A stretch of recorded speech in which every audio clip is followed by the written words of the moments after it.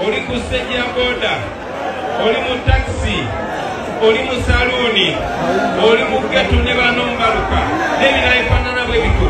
Njagala eno message mugitambuze yonna. Ffenna tuli bannayuganda, bwe tutyo bwe tubadde, bwe tutyo bwe tuli, bwe tutyo bwe tugenda okubeera. Temukkiriza muntu yenna baawulayawula, kabeeraani bw'aba ali ku kituufu oyo muganda wo. Temukkiriza kubateekamu njawukana. Waliwo aboogeza abamu, mumpuliriza, waliwo amalindirizi agali gagamba kati Kyagulanyi omulaba kati akolagana n'abatali baganda. Neŋŋamba kati wano si baganda, nze nkoppa bya Kabaka. Abaffe mwali mulaba ffe wano muganda Kabaka takola nsobi, kyakola kyekyo kibeera ekituufu. Omulangira waffe omubereberye nyina muzaala muganda Munnayuganda, naye omulangira waffe abafaananira bubi. Abaffe kamabuuze kuviira ddala ku mulembe gwa Ssekabaka Muteesa ne mu lukiiko mwalimu abayindi. In fact tunaku lwakusatu kulikayo ku mirimu gyo, webale kubeera mpozi ng'ate otambula naffe bulungi nnyo. Tukuwa mawulire aba oliawo agasinze okubeera nga gayo kyamu wiiki n'olunaku bwanga bwe lwatambudde. Olunaku olwajjo n'olwaleero bina tubikwasaganya wamu ne tugakuwa nga bwe gabeera gazze. Kale agaba gasinze okutraininga nze Sula Ssenyonga okubeera nga tenkutwaliza bulungi nnyo ddala. Kale mu mbeera yonna nyongera okujjukiza okufollowinga emikutu gyaffe, nyongera okujjukiza okufollowinga ate mpozi ku Blue Sky Facebook page, then tugende mpozi ate ne ku X gatako ne ku Instagram. Awo tuba tubulungi nnyo nga tutambula ddala. Lunaku olwajjo omutaata wa Honorable Betty Nambooze Bakireke yaziikiddwa nnyo wali mu district ye Wakiso. Bintu bino bikusobera. Nambooze we mukono taata we bamuziise wano ekijja kiri wali Wakiso. Bale newe kyonna kikiri. Abakungu ab'ebitiibwa ba NUP babaddeyo mu bungi nnyo okuwerekerako mpozi ate obukungu bagirako ku Betty Nambooze Bakireke, era nga bingi ebibadde bitambula nnyo ku social media. Naye Bobi Wine, nze nno mbadde mmanyi nti Bobi Wine abadde akyali London, kumbe omusajja yakomyewo ng'alina okugenda ataziike. Musajja tatuula wuno London kuba bivulu kola bitya, ogenda ogira bwati ng'ate akomyewo agenze emikolo gya kuziika n'ebirala. Wabula ayogedde bingi nnyo mu kuziika kuno kulumbe. Ayogedde ng'akubiriza abantu bannaye nti kati ekiriwo kyakuwamba ffe ba top maani. Wabula mbakubiriza era mbakunga munneegatteko nti bwe bawamba omu tuzzeewo 10, buli bwe bawamba omu tuzzeewo 10, buli bwe bawamba omu tuzzeewo 10. Lwaki? Nti bajja kutya numbers. Mu bigambo Kyagulanyi byayogedde, simanyi lwaki father abadde asabisa abadde asabira abadde akulembeddemu oba abadde akulembeddemu emiso oba abadde azze kuyambako naye azze n'afuwa Bobi Wine. Simanyi oba ssente atodde na kuzaabirabo oba zibadde zze mu nsawo, naye azze n'afuwa Bobi Wine n'awaga n'okuwaga ng'amwebaza okwogera ebigambo ebirungi ennyo ebiryowa abantu omwoyo. Simanyi oba mukitegedde, ng'amwebaza nti weebale okwogera ebigambo ebiryowa abantu omwoyo. Faaza ye yeebaza Bobi Wine mu kuziika kwa taata wa Betty Nambooze. Nze wentegeeredde nti omusajja ono w'amaanyi, ye Katonda yamutaddeko buli kimu. Azze n'aleeta Bulesi Kimuli kukiganzika ku keesi oba ku ssanduuko ey'omugenzi, just okuleeta Bulesi Kimuli nga ne Nambooze waali bw'ati alaba. Abantu ne baleekaana, abantu ne bawanika ebipande, abantu ne bakola buli kimu ky'omanya ekiri crazy, ekiraga obwagazi n'obuwagizi. Mundowooza ne muntegeerayo.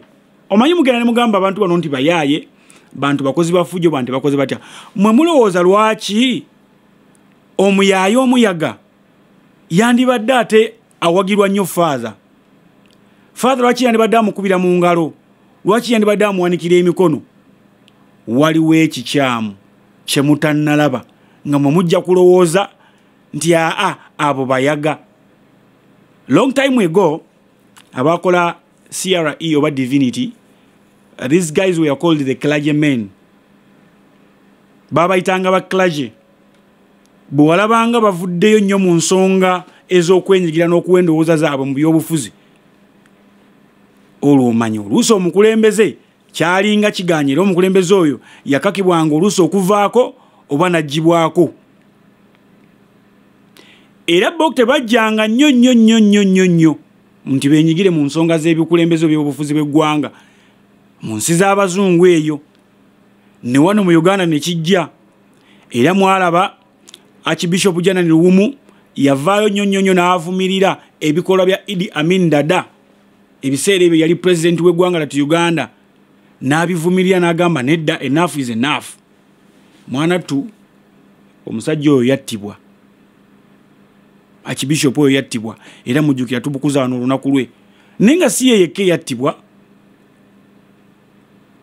n'abalala bazze bafa. Neno regime era mulina bannaddiini bemuwulira, Owesimaya bamuwadde obutwa, the likes of Sheikh Mzata, Cyprian Kisolwanga, n'abalala bitambula bwe bityo mbumbu, babawadde obutwa, bawadde butwa nga bw'obimanyi. Naye nga byonna byonna oluusi bijja oluvannyuma lw'okubeera nga omuntu yayogedde ku nsonga eruma abantu. Ekibuuzo ne kibeera, serebule ya father emulekawa? Bana abasajja kate bakyayagala ziserebule. Abasajja nga tebakyayagala ziserebule. Waliwo gwe nalabye agamba musimanya oba yabadde ani ng'agamba Alani Okero mbukati okusinza ku kyakoledde eggwanga lyattu Uganda mbu bamuwa abakuumi. Abakuumi abakola ki? So mu mbeera eyo oba omuntu yandibadde alowooza nti ke bakutte ku baana ab'enjawulo, kuba nze ndowooza bonna abakwata abaana ba NUP balowooza nti bawikeninga Kyagulanyi ye tibamwongera maanyi na tutumu. Nze neewunyiza nnyo olunaku story nagikoze olunaku lwajjo nga balaga Mbarara, the city oba ebitundu ebimu ebya city Mbarara city biri painted red, nga bagenda ekyo bakikoze okwetegekera nominations. Bwebanga NUP esensedde Mbarara nawo waliwo ekikyamu kye tuba tugamba ejava mu Mbarara emale eyingire munda mu Kato corridors ddala eri mu balunzi n'abalimi abahima n'abahiru bategeere. So wonna bw'obanga okola ekintu ky'okuwamba omuntu oba okutta omuntu oba okola otya, manya ekiseera kigenda kubeera nga kituuse ng'oba oyagala oba toyagala olina okuwaayo entebe, olina okudduka oba olina okufa. Ebigambo ebyo biri bisatu bya njawulo. Osobola okufa nga Katonda akusse, osobola okufiira mu lutalo lwe weetandikiddewo gwe kennyini ng'abantu beekooye beekyaye, osobola okuwaayo entebe mu mirembe oba by force, osobola okulaba ng'ekintu kikususseeko n'odduka n'ogenda mu bibira by'e Congo n'ogenda mu bibira by'e Congo. Lwaki? Nti gwe kennyini omaze eddembe mu ggwanga ate muwandibadde okaddiyira. So n'olw'ensonga eyo mumonitalinga ennyo. Kati wagenda kulaba abantu bangi bagamba era bakutte abantu bwe yakomyewo yagenze mu kuziika be bakutte bakyali balamu, oli afudde. Kaba muwe omukolo gwo ogusembayo then balyoke badde ku nsonga z'abano basooke beetereze bulungi nnyo ddala. Olunaku olwajjo Nubianili naye bamukanzeemu kaawo bwe yabadde ava mu nominations ne bamukaba. Ono nno ye yaddiridde ate okukaba kwa Wayusa Mufumbiro. Wayusa Mufumbiro ye gye yatwaliddwa tewali amanyiiyo. Nubianili ye bamuvuze bamutwala wuwe, naye bamulinze ku geeti ne bamutwala.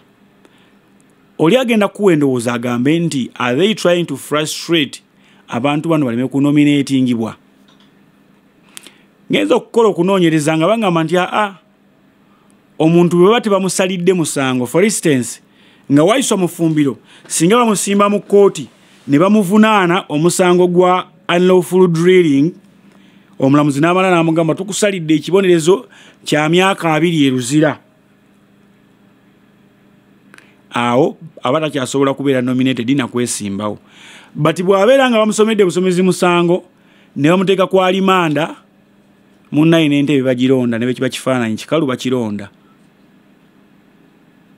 kati ababikola mu kitegeere nti abantu bano ebitabo babirina ate n'abawagizi babalina mujja kwekanga ng'ekifo ekyo mukironze nga kikalu nenga kirimu alimu mumale mugambe tugenda kukijjuza Waiswa agambe musimbe mabega wa Sula alagirire nga ali mu kkomera musimbe mabega wa Sula obululu babunjire musimbe mabega wa Gundi obululu babumuyire so badde nabe bintu bya electoral commissioning esaba abantu abesimbyewo ngira nga bakakasa nti electoral commission egenda kubaweereza n'omutima gwayo gwonna ogwa balance amazima n'obwenkanya kubanga kyo kiri ekitongole ekyetengeredde oba nfuna ekitongole ekyetengeredde ekitali mu kyekubiira naye nga tekisobola kuvaayo kwogera ku bikolebwa ku bantu bekimaze okkiriyalinga nti otumukiriyalinze agenda akuba campaign ne bamulaba nga bamuwamba ne bamukuba campaign tezinatandika kituufu but bigenda kubeerawo ng'omuntu bamukiriyalinga bamuwa green light agenda akanika okubeera nga campaign ng'anoonya obululu ate ng'ali mu kkomera ne weebuuza wabeerawo balance nze nnina n'abantu be neewuunya nabo ddala bwanga oliwo enaalemu ng'olina amagezi obanga oli mu gavumenti ng'olina amagezi gwe osobola okwesimbawo n'omuntu atali mu kkomera n'osubirawo balance either eyandibadde afuna obululu 5 ku 100 oba ogenda afuna obululu 5 ku 100 lwaki abantu oli ali mu kkomera bamulondesa futwa nnyo so kati bw'obanga onobba akalulwako omuntu yenna ow'eposition kakasa nti tasibibwa kakasa nti poliisi temukwatako mulaba ekyatuuka ekawempe ku ani mukakati w'akalulu ka Nambi n'akalooya Nalukoola mulaba ekyatuukawo nti the more bakuba abaana n'okubasiba n'okukola butya kyawa Nalukoola ettutumu erya waggulu therefore gwe wenna ng'olina gwe weesimbyewo naye nga gw'oli gwa gavumenti kakasa nti opposition opponent wo tebamusiba tebamukuba poliisi kigambe no muleke tukole ekintu kino in a fair way gw'omulinde wali eri mu kukabala woba okabbira naye kasita bonoogaba bamukwate bakole batya boyi bagenda muyira akalulu nga tosobola na kaziyiza nga togenda kabba eyo tekiniki njiba wadde that is the only technique jemba wadde naye kasita okiteekamu gundi andi bubi mumukwate mukole mutya olwo omuwadde vibe omulinyisiza ddaala lyotamanyi na muwendo so mu mbeera eyo electoral commission nakyo no mukikoleko naye ye munaakikolako ddi muli bize tubatawanyiza na bwereere muli bize waliwo ekiyakiŋŋanyi mubali bize bali mu kubala bululu bw'abalonzi abatanalonda embeera effeeya nammwe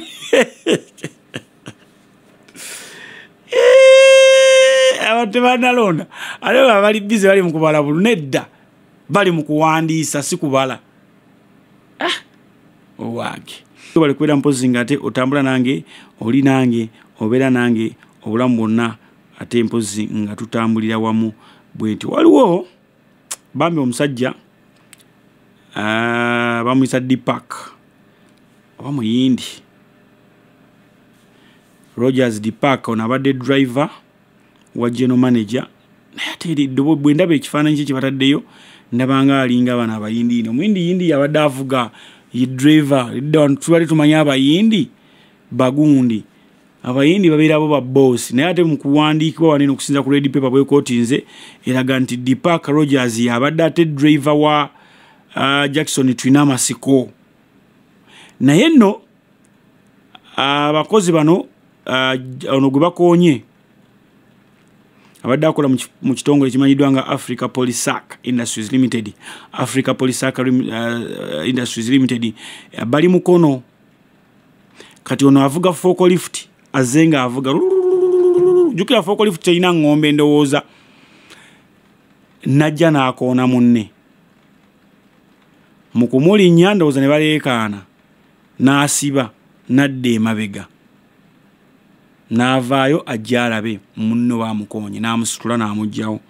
Babadde batambula babiri, omu n'alaba forklift eno ye n'agiviira abadde adde eri maaso nga bayisiŋŋanya kati ono gwe batomedde ye forklift abadde agikubye mugongo naye ekibuuzo ne kibeera abadde tawulira sound ya forklift noise mungi nnyo kiki kuba forklift okusinzira ku booluganda lwafudde bagamba nti mbu ono abadde avuga forklift abadde takwatagana nani na Rogers Dipak gwe batomedde era bawandiise nga baddukidde mu red paper nga bagamba story eno abasajja bazigisirikidde abasajja ba kampuni bagisirikidde tebaagala kwogera omusajja yafudde mu katambi abadde tannafa tukalabidde bamugyewo nga mulamu bati bamulinnye nnyo nga bugamba bamukutudde amagulu n'omugongo abadde alina okufa. Jukira forklift ebadde esitudde.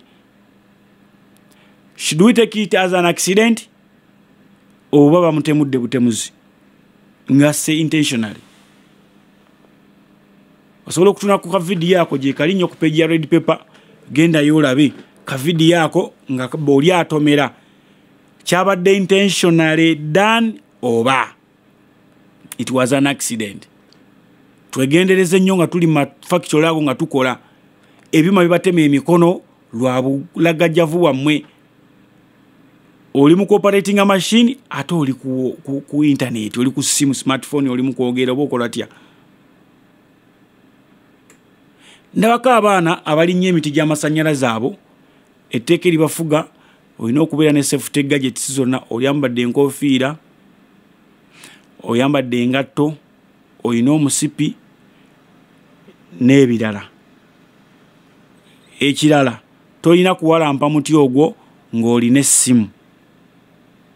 Naye mbalabamu abamu mu kifo ky'okwambuka ddala balinya emisannyalaze emiti mu budde obw'ekiro mu kifo ky'okwambuka ne tooki oyambuka n'akasimu kano kakatooki. Mbuuza abaana lwaki ne baŋŋamba omuntu ng'alina essimu waggulu eyo ku muti kyangu nnyo kyaladdu okumukuba n'afiirawo. Lwaki? Weevuzi z'essimu ezo ne tekinologi w'essimu eyo attractinga mangu nnyo laddu. Kyova olaba bakugamba enkuba bw'eba etonnya weewala okwogerera ku masimu ng'enkuba etonnya. Electronic pulses zisobola okujja ne zikuinterferinga ne laddu nojja oba essimu neefuuka bomu. Ebintu ebyo babibagamba naye temuwulira. Bw'oba oli mu factory ng'otambula toteeka headphones mu matu bajja kuyita emmotoka ejja kujja ekkoone nga tolaba. Kuba ndi mu kuddamu ka video kano bwe nkeetegeeza nga neebuuza ensobi yavuddewo omusajja ono okutomerwa kubanga neeyatomedde olaba fooka eyo teringa Subaru nti ebeera eweenyuuka misinde. Bannange obeera ogiwulira. Nze ndowooza kano kabadde kabenje omusajja ng'entuuko ze zituuse ng'alina okufa okusinza ku nteekateeka za Katonda nga bwe zitereka ne bamalayika be. Tulememu piininga nnyo nti oli baamusse oba bakoze batya. Bwe ndabye akatambi genda oddemu naawe okalabe. Tuteereyo tuwe endowoozayo gwe kiki ky'olaba. Gwe kiki ky'olaba. Ne bwe tubeera nga tukola tulina okwegendereza ennyo kye tuyita safety nga tuli mu bitundu eby'enjawulo mu makampuni ag'enjawulo n'ewalala. Oba ntegedde ntegerekese bulungi simanyi but kyekyo kye mbagamba. Anyway kale mubeere bulungi mweraba.